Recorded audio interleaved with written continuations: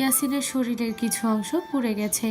বড় কোনো ক্ষতি না হলেও কিছু জায়গা ভালো রকম পুড়ে জখম হয়েছে, যেটা তারা তখন উপলব্ধি করতে না পারলেও পরে পেরেছে। একইভাবে ঈশানী ও আরহানেরও কিছু জায়গা পুড়ে গেছে। আরহানের এক পায়ের উপর একটা পোড়া কাঠ পড়েছিল, ফলে জায়গাটা কিছুটা ঝলসে গেছে। আয়রা ইয়াসিনের বুকে মাথা দিয়ে হু হু করে কেঁদে দেয়। তার একমাত্র ভাই ভেতরে অপারেশন থিয়েটারে। আগুনে পোড়া কারখানা থেকে তাদের রক্ষা করে বাহিরে নিয়ে আসার পর যখন ইয়াসিন তাদের গাড়ি অবধি নিয়ে যায়, তখনই আরহান শরীর ছেড়ে দেয়। বাড়িতে না নিয়ে সোজা হাসপাতালে নিয়ে আসা হয় তাকে।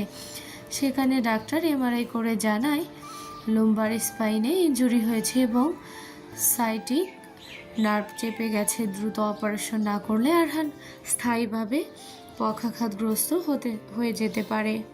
তখন থেকে চৌধুরী বাড়ির প্রতিটা সদস্য নির্জীব জড়বস্তু ন্যায় পড়ে আছে হাসপাতালের করিডরে। মিনারা বেগম ছেলে ছেলে করে একবার জ্ঞান হারিয়েছে, এখনও তার কান্নার দমক কমেনি। জাহিদ চৌধুরী বুকে হাত দিয়ে বসে পড়েছে আবার। ইয়াসিন শ্বশুরের এই অবস্থা দেখে একটি কেবিনে শিফট করায় তাকে। এসব কিছুর মধ্যে ঈশানীর প্রতিক্রিয়া একদম নীরব। সে এক মনে চেয়ে আছে সামনে লাল লাইটের দিকে, যেন সেটাই তার জীবনের আলো। তার মনে কি চলছে বলা মুশকিল। চোখ মুখ কেমন যেন নির্জীব, শরীর যেন ছেড়ে দিয়েছে তার। হঠাৎ করে ঈশানী মুখ চেপে দাঁড়িয়ে যায়। কোথায় ওয়াশরুমে সেটা না জানাই জানালার কাছে গিয়ে বমি করে দেয় হড়হড় করে। আয়রা অলিভিয়া এগিয়ে আসে, কিন্তু কেউ ধরার আগেই মাথা ঘুরে পড়ে যায় ঈশানী। মিনারা বেগম এবার চিল্লিয়ে কেঁদে ওঠে, দৌড়ে আসে ঈশানীকে ধরতে। অলিভিয়া চলে গেছে ডাক্তারকে ডাকতে। আয়রা ঈশানীর চোখে মুখে পানি ছিটাচ্ছে। মিনারা বেগম ঈশানীর শরীর ঝাঁকিয়ে ডেকে যাচ্ছে। দুজন ওয়ার্ড বয় এসে ঈশানীকে তুলে ওয়ার্ডে শিফট করে। ডাক্তার তার চিকিৎসা করতে থাকে। মিনারা বেগম ও আয়রা একে অপরকে জড়িয়ে ধরে কেঁদে যাচ্ছে। একে একে সবাই অসুস্থ হয়ে পড়ছে, যেন কোনো শকুনের নজর পড়েছে তাদের পরিবারে।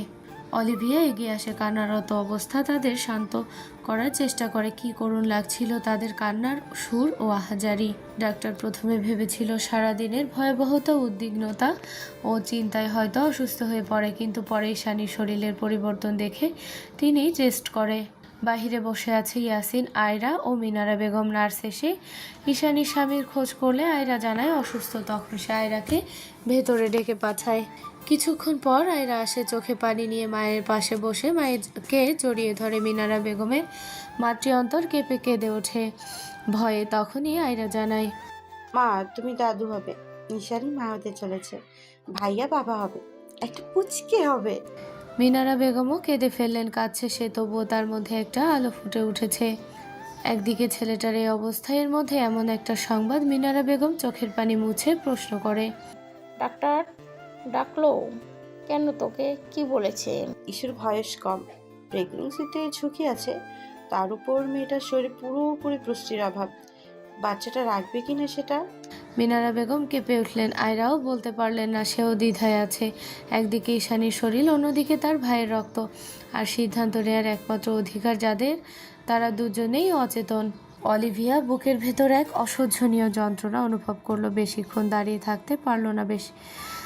খোলা আকাশের নিচে যাওয়া দরকার তার। ঈশানী কেবিনে শুয়ে আছে, তার দৃষ্টি শূন্য। এক হাত পেটের উপর, চোখে মুখে ক্লান্তির ছাপ, চিন্তা, অনিশ্চয়তা। মিনারা বেগম ও আয়রা এগিয়ে আসে, ঈশানীর পাশে চেয়ারে বসে। মিনারা বেগম ঈশানীর মাথায় হাত বুলিয়ে দিয়ে বলে, এখন কেমন লাগছে রে? ঈশানী তাকালো ছোট মার দিকে, তারপর ধীর নির্জীব কণ্ঠে প্রশ্ন করে, ছোট মা তোমার ছেলে? আর বলতে পারলো না, কেঁদে ফেললো। আয়রা এগিয়ে এসে চোখের পানি মুছে দিয়ে বললে, কাঁদিস না, ভাইয়ের কিচ্ছু হবে না, দেখিস, তুই ভরসা রাখ। ঈশানী হাসে, তারপর আয়রার হাত ধরে বলে, তোমার ভাইকে ঠিক হতেই হবে আপু। এই বাচ্চার ভার আমি একা নিতে পারবো না। আমাদের জন্য হলেও তোমার ভাইকে ঠিক হতেই হবে, একদম আগের মতো আপু। ঝুঁকড়ে কেঁদে ওঠে ঈশানী, কেঁদে দেয় আয়রা ও মিনারা বেগম মুখে আঁচল চেপে কেঁদে ওঠে। প্রাণপণে দোয়া করে যাচ্ছে ছেলের জীবনের, রবের কাছে ভিক্ষা চাচ্ছে তার একমাত্র নারী ছেঁড়া ধনকে। রাতের শেষ ভাগ, চারপাশে নিস্তব্ধতা, সবাই ঘুমিয়ে, কিন্তু ঘুম নেই চৌধুরী বাড়ির কারো চোখে। জাহিদ চৌধুরী পায়চারি করছেন অনবরত। মিনারা বেগম গুনগুনিয়ে কেঁদে যাচ্ছে। ঈশানী উঁচু পেটটা নিয়ে বসে আছে, শরীরে তার আমূল পরিবর্তন এসেছে। ইয়াসিন ওটি রুমের পাশে বিমূঢ় হয়ে দাঁড়িয়ে আছে। ইয়াসিনের বাবা মাও অস্থির চিত্তে বসে আছে। ভেতরে আয়রার ডেলিভারি হচ্ছে, স্বাভাবিক প্রসব নয়, সিজারিয়ান অপারেশন। ডাক্তার আগেই বলে রেখেছিল ব্লাড জোগাড় করে রাখতে, সিজারে অনেক রক্তক্ষরণ হওয়ার সম্ভাবনা থাকে। কিন্তু ডেলিভারির সময় ছিল আরও 2 দিন পরে। আজ মধ্যরাতে হুট করে প্রসব বেদনায় ছটফট করে ওঠে। সঙ্গে সঙ্গে হাসপাতালে নিয়ে আসা হয় তাকে। কেবিনে নিয়ে যাওয়ার আগে ইয়াসিনের হাত ধরে অনেক কেঁদেছে, বাচ্চামো করে বলেছে, এই শোনো, আমি যদি মরে যাই তবুও বিয়ে করবে না কিন্তু তুমি। আমাদের বাবু নিয়ে কাটিয়ে দেবে, কথা দাও। ইয়াসিনের রাগ হয়েছিল প্রচুর। এরকম মুহূর্তে কেউ এসব কথা বলে? কিন্তু মেয়েটাকে যে সে বকতে পারে না, উল্টো কেঁদে ফেললো শক্তপোক্ত মানবটি। আয়রাকে বুকে জড়িয়ে হাউমাউ করে উঠল। ডক্টর বেশি সময় দেয়নি, নিয়ে গেছে দ্রুত ভেতরে। তখন থেকে সেখানেই বসে আছে ইয়াসিন। ছেলেকে সান্ত্বনা দিতে এগিয়ে এলেন মা। তিনি এসে নিজেই কেঁদে দিলেন। ঈশানীর গর্ভাবস্থার 5 মাস পেরিয়ে 6 মাসে পড়েছে। পেটটা স্পষ্টভাবে উঁচু হয়েছে। বসে থাকতে তার যথেষ্ট অসুবিধা হচ্ছে। তার উপর গলাটাও শুকিয়ে গেছে। কিন্তু আপাতত আপুর চিন্তায় এসব কিছু উপলব্ধি করতে পারছে না। স্থির হয়ে বসে আছে। পাশে কারো উপস্থিতি টের পেয়ে ধীরে ফিরে তাকায় ঈশানী। পানির বোতল এগিয়ে দেয়, নিজের ওড়নার আঁচল দিয়ে মুখমণ্ডল মুছে দিয়ে জিজ্ঞেস করে, রক্তের ব্যবস্থা হয়েছে? আরহান এক ঢোকে সম্পূর্ণ পানি শেষ করে। তারপর ঈশানীর মাথায় ঘুমটা টেনে কোমল কণ্ঠে বলে, হ্যাঁ, ডোনার চলে এসছে, ফর্মালিটিস পূরণ করছে। আমার ভীষণ ভয় হচ্ছে, চিন্তাও হচ্ছে। আপু বাবু দুজনকে নিয়ে চিন্তা হচ্ছে। আরহান এক হাতে আগলে নেয় ঈশানীকে, তারপর বলে, চিন্তা করো না, আয়রা ও বাবু দুজনে সুস্থ থাকবে ইনশাল্লাহ। তুমি নিজের শরীর খারাপ করো না। এভাবে কেটে গেল বেশ কিছু সময়। এক সময় নিভে গেল ওটি রুমের লাল আলোটি। সকলে ছুটে গেল সেদিকে, শুধু ইয়াসিন যায়নি। সাহস হয়নি যেন তার বাচ্চা কান্নার শব্দ তার কানে আসছে। মনটাও অস্থির হয়ে আছে। ডাক্তারকে সবাই ঘিরে ধরেছে। সবাইকে থামিয়ে ডক্টর প্রশ্ন করে, বাচ্চার বাবাকে? ইয়াসিনের মা তাকে ডেকে উঠে। ইয়াসিন মৃদু পায়ে এগিয়ে আসে। বাচ্চাটিকে এক পলক দেখেই যেন হৃদয় শান্ত হয়ে এলো। চোখ ভিজে উঠল ভালোবাসায়। তবুও কোলে নিল না, উল্টো প্রশ্ন করলো, আমার স্ত্রী ও ঠিক আছে? ডক্টর হেসে জানায়, আপনার স্ত্রী ও বাচ্চা দুজনেই সুস্থ আছেন। আপনার একজন কন্যা সন্তান হয়েছে। ইয়াসিন চোখ বন্ধ করে আলহামদুলিল্লাহ বলে, তারপর হাত বাড়িয়ে দেয়। ডক্টর বাচ্চাটিকে দিয়ে চলে যায়। নাজুক ছোট্ট প্রাণটাকে কোলে তুলতে ইয়াসিনের হাত কেঁপে ওঠে। কাপা কাপা হাতে কোলে তুলে নেয়, বিড়বিড় করে বলে, আমার মা, আমার রক্ত, আমার রাজকন্যা।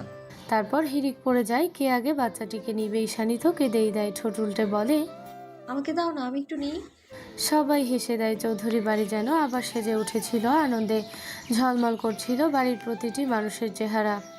আয়রার মেয়ে হওয়ার আজ 3 দিন। আজ তাকে হসপিটাল থেকে রিলিজ করা হবে। মিনারা বেগমের অনেক ইচ্ছে ছিল মেয়ে ও নাতনিকে চৌধুরী বাড়ি নিয়ে যাবেন, কিন্তু মেয়ের শ্বশুর বাড়ি থেকে মানছে না। তাদের প্রথম নাতি অবশ্যই তাদের বাড়ি যাবে। মিনারা বেগমের একটু মন খারাপ এটা নিয়ে। জাহিদ চৌধুরী মিনারা বেগমকে নিয়ে বেরিয়ে পড়েছেন। বাসায় ঈশানী একা। আরহান আয়রার পাশে গিয়েছে ওকে পৌঁছে দিতে।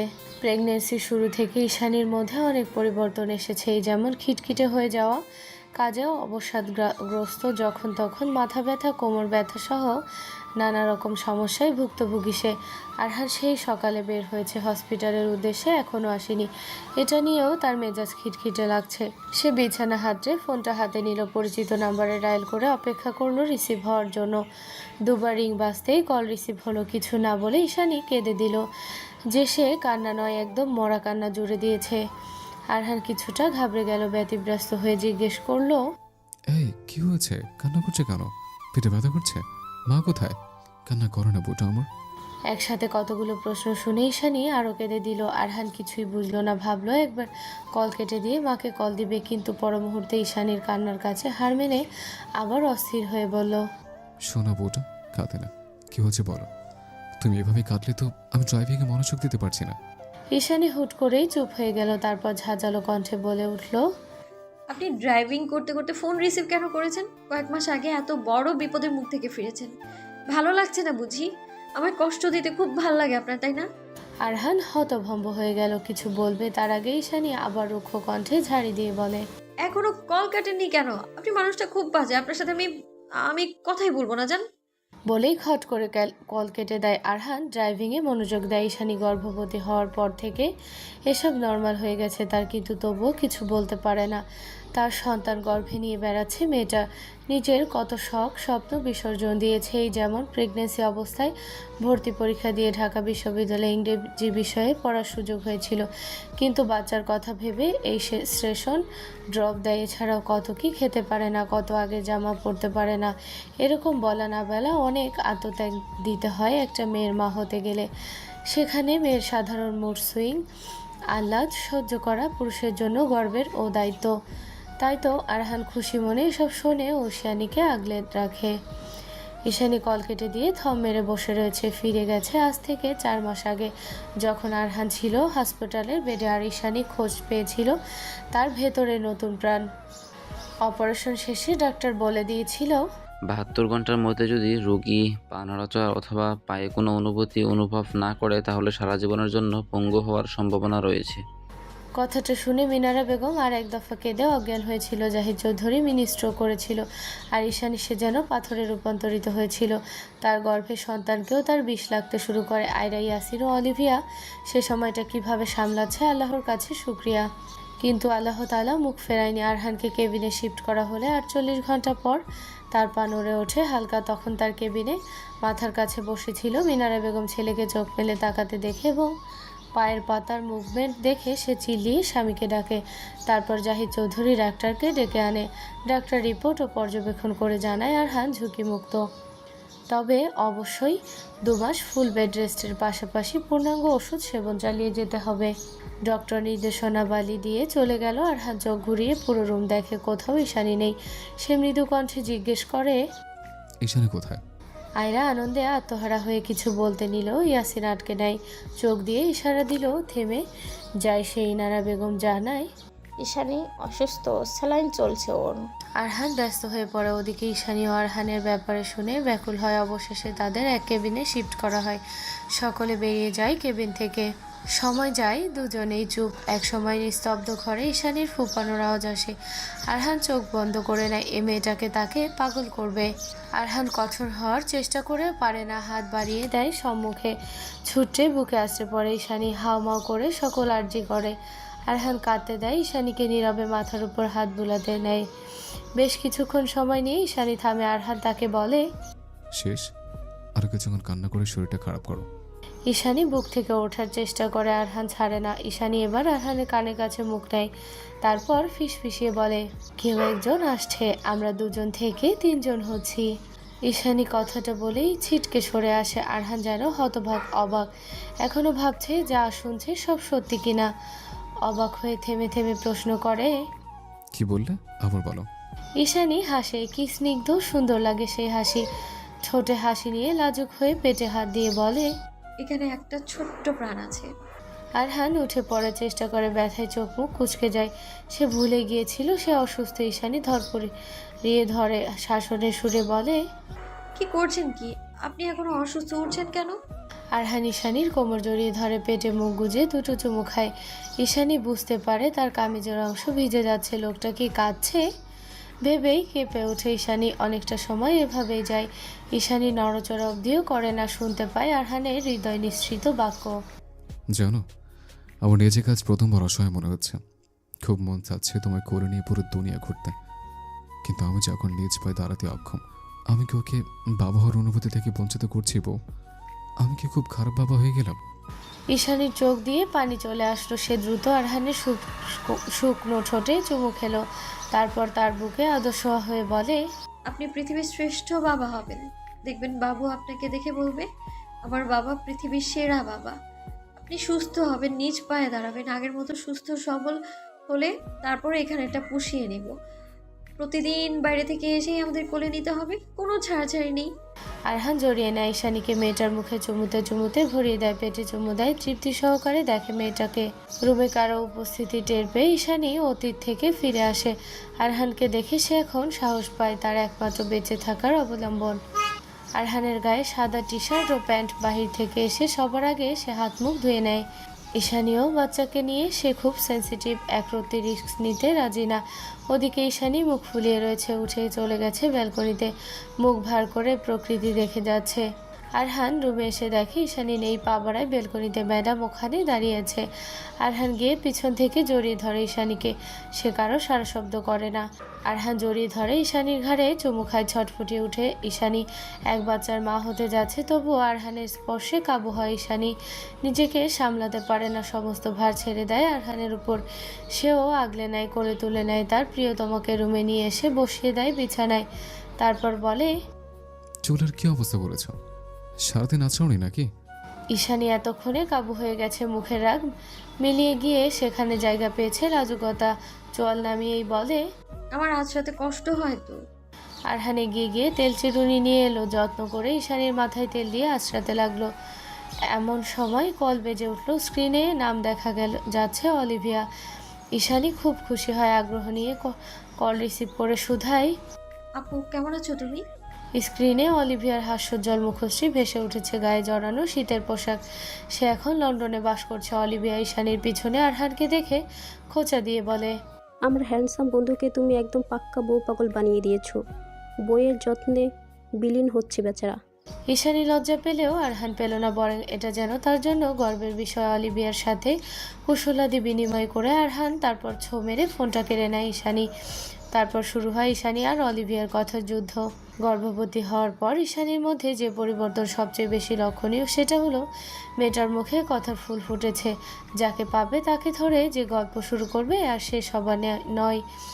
অলিভিয়াও সাথে তাল দেয়, তার মতে সব গার্লস থিং আরহান নাকি বুঝবে না। ঈশানীর গর্ভাবস্থার 8 মাস চলছে। আল্ট্রাসনোগ্রাফিতে বলেছে তাদের একটা ছেলে হবে। আর ছেলেটা এত দুষ্টু, কিছুক্ষণ পরপর শুধু লাথি দিবে, আর না হয় পেটের মধ্যেই ফুটবল খেলা শুরু করে। যখন এরকমভাবে নড়াচড়া করে ওঠে, ঈশানীর জান যায় যায় অবস্থা হয়। সামনে যা থাকে খামচে ধরে, ছেলেটা পেটের মধ্যেই যা যুদ্ধ করে বেরোলো, না জানে কি করবে। আরহান এখনও ফেরেনি। ঈশানী ছোটমার ঘর থেকে মাত্রই নিজের ঘরে এলো, ফোনটা বেজে উঠলো। স্ক্রিনে দেখা যাচ্ছে মিথিলার নাম। জোচ্চোর মহিলা, তুই বিয়ে করেছিস আমাকে বলেছিস? তোর বর নিতে গেল আর তুইও ধেধেই করে চলে এসেছিস। মাঝখান থেকে আমার দাওয়াতটা মিস করলাম আমি।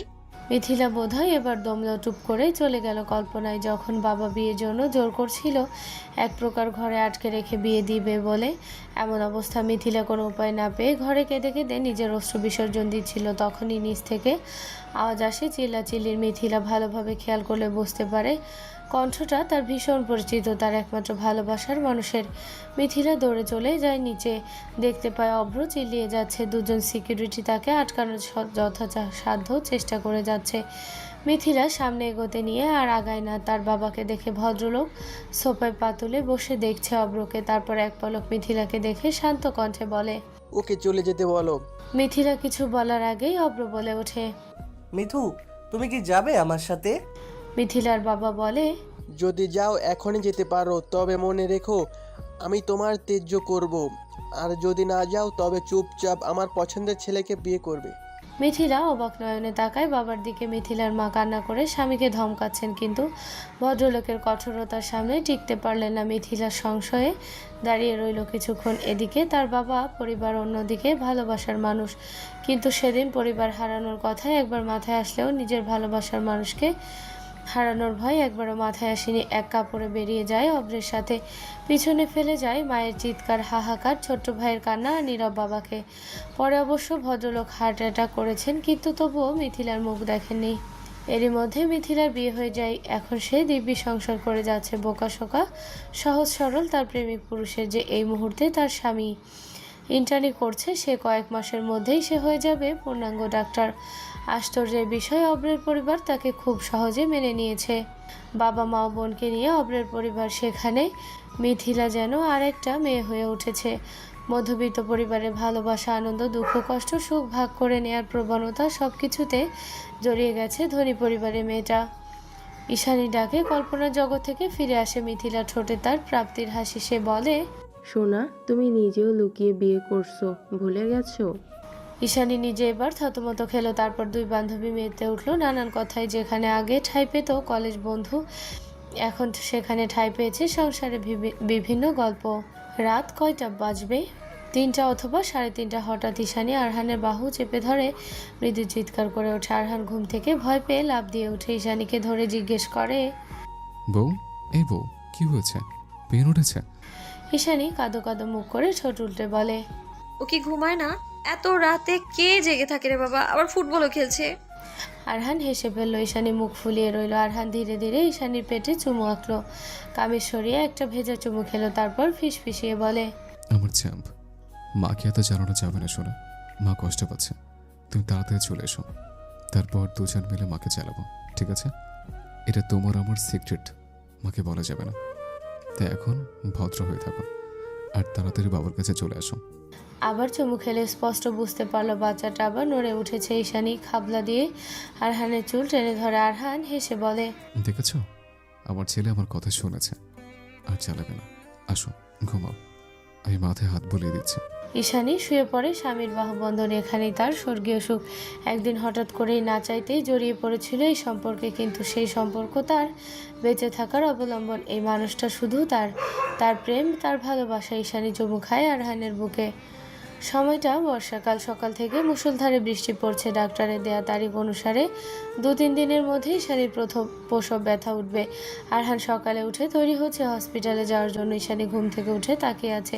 তার খুব বলতে ইচ্ছে করছে আজ না গেলে হয় না, কিন্তু বলছে না। মানুষটা এমনিতেই দিনের অর্ধেক সময় তার পিছনে ব্যয় করে, আর বাড়তি কষ্ট দিতে চায় না। আরহান রেডি হয়ে ঈশানীকে চুমু দিয়ে বেরিয়ে যায়। বেশ কিছুক্ষণ শুয়ে থাকে ঈশানী। ওয়াশরুমে যায়, সে দেখতে পায় তার পানি ভাঙছে। ভয় পেয়ে যায়, সে ঘাবড়ে গিয়ে পড়ে যায় সে ওয়াশরুমে। কান্না করে দেয় ব্যথায়। হঠাৎ করেই যেন ব্যথাটা মাথাচাড়া দিয়ে উঠেছে। কাউকে যে ডাকবে সে উপায় নেই। ফোনটাও ঘরে। উঠে যাওয়ার মতো শক্তি পাচ্ছে না। সে কেঁদে যাচ্ছে অবিরাম, চিৎকার করছে। আওয়াজ হয়তো বাহিরে যাচ্ছে না, না হলে কেন আসবে না? এদিকে ব্যথায় তার শরীর টান টান করছে। এমন সময় ময়নার আওয়াজ পাওয়া গেল। ঈশানী চিল্লিয়ে উঠে বলল, ময়নাপু, আমি ওয়াশরুমে যাবো, আমাকে বের করো, প্রচন্ড মাথা ব্যথা করছে আমার। ময়না দরজা ঠেলে দেখে ঈশানী মেঝেতে পড়ে আছে। এক চিৎকার দিয়ে উঠে সে। ও খালাম্মা, ও খালু, জলদি আহেন, আপামনি পয়রা গেছে। দৌড়ে আসে মিনারা বেগম ও জাহিদ চৌধুরী। ঈশানীকে তুলে বিছানায় শোয়া। জাহিদ চৌধুরী ফোন লাগায় আরহানকে। সে বেশি দূর যায়নি, অর্ধেক পথ গিয়েছিল। সবে ঈশানীর খবর শুনে ব্যস্ত হয়ে ফিরে আসে। এদিকে ঈশানী ব্যথায় পুরো বাড়ি মাথায় নিয়েছে। তার চিৎকারে মিনারা বেগমও কান্না করে দিয়েছে, বারবার সান্ত্বনা দিচ্ছে। আর একটু সহক মা, এক্ষুনি আরহান আসলো। ঈশানীর কানে কিচ্ছু যাচ্ছে না, কেঁদে যাচ্ছে, চিৎকার করে যাচ্ছে। আরহান হন্তদন্ত হয়ে ঢোকে রুমে। ঈশানীকে পাঁচকল করে নিয়ে যায় গাড়িতে। বাহিরে বৃষ্টির প্রভাব কমেনি, তার মধ্যে ঈশানীকে নিয়ে বেরিয়ে যায় চৌধুরী বাড়ির সকলে, বাদ যায়নি ময়নাও। ঈশানীকে ভিতরে নিয়ে যাওয়া হয়েছে। বাহিরে উৎকণ্ঠায় দাঁড়িয়ে সবাই। 6 মাসের বাবু কোলে নিয়ে আয়রাও এসেছে। সবার চোখে এক গভীর চিন্তার ছায়া। হঠাৎ করেই বেরিয়ে এলো এক নার্স। হাতে তার ফুটফুটে এক নবজাতক, মুখ থেমে থেমে কান্নার কণ্ঠস্বর। নার্সটি প্রশ্ন করলো, বাচ্চার বাবাকে? আরহান ধীর পায়ে এগিয়ে সে কাপা হাতে তুলে নিল শিশুটিকে। বুকে জড়িয়ে বিড়বিড় করে বলে, আমার আব্বা, আমার সন্তান। তার চোখ জলে ভরে ওঠে। গভীর মমতায় দেখছে সেই দুধে ফেনা মুখ। এরপর প্রশ্ন করে ডাক্তারকে, আমার স্ত্রী, সে কেমন আছে? ডাক্তার একটুখানি হাসি দিয়ে বললেন, she is out of danger now. আরহানের মুখে এক টুকরো স্বস্তির আলো। চারপাশে হইচই পড়ে যায়। শিশুটিকে ঘিরে সবাই তাকে আদর ঘিরে ধরে। এত মানুষ দেখে শিশুটি থেমে যায়। কাদা তার গোল গোল চোখে যেন বিস্ময়ের আলো। সে চুপটি করে তাকিয়ে থাকে জন্মের পর প্রথম দেখা এই পৃথিবীর দিকে। ঈশানী সকাল থেকে রান্নাঘরে ব্যস্ত, হরেক রকম পদ রাঁধছে সে। মিষ্টি, বিরিয়ানি, কাবাব, পায়েস, হাত যেন খুন্তির সাথে তাল মিলিয়ে নাচছে। ঘামের চিকচিকে বিন্দু কপাল বেয়ে গড়াচ্ছে। এমন সময় হঠাৎ টের পায় কেউ তার ওড়না টেনে ধরেছে। চুলায় আঁচ কমিয়ে কপালের ঘাম মুছে পেছনে তাকিয়ে দেখে ইরা গাল ফুলিয়ে দাঁড়িয়ে। ঈশানী হাঁটু গেড়ে বসে ইরাকে কোলে তুলে জিজ্ঞেস করে, কি হয়েছে মামুনি? ইরা নাক সিটকে বলে, ইথার আমার সাথে খেলছে না মামুনি।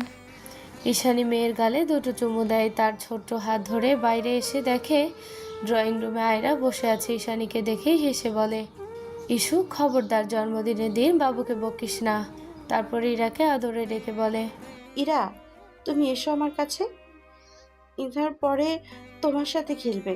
কিন্তু ইরা মুখ ফুলিয়ে আবার মায়ের কাছে গিয়ে লেপ্টে থাকে। ঈশানী আয়রার কথা না শুনেই ছুটে যায় ইথারের খোঁজে। নিজেদের রুমে গিয়ে দেখে পুরো ঘর এলোমেলো। ড্রেসিং টেবিলে পাউডার, তেল আর লোশন দিয়ে গোসল করানো হচ্ছে। ইথার ছোট্ট 2 হাত ব্যস্ত নিজের মতো করে সাজাতে। ঈশানী তেড়ে যায় আর ইথার মাকে দেখে ভয় পেয়ে এক দৌড়ে পালায়। পেছনে ধাওয়া করে ঈশানী। এমন সময় সামনে আরহানকে দেখেই তার সোজা তার বাবার কোলে লাফ দেয়। ঈশানী দাঁড়িয়ে থাকে হাঁপাতে হাঁপাতে। আরহান ছেলেকে কোলে নিয়ে আদরে চুমু দেয়, তারপর পকেট থেকে 2টো চকলেট বের করে হাতে ধরিয়ে বলে, এর সাথে ভাগ করে খেতে হবে কিন্তু।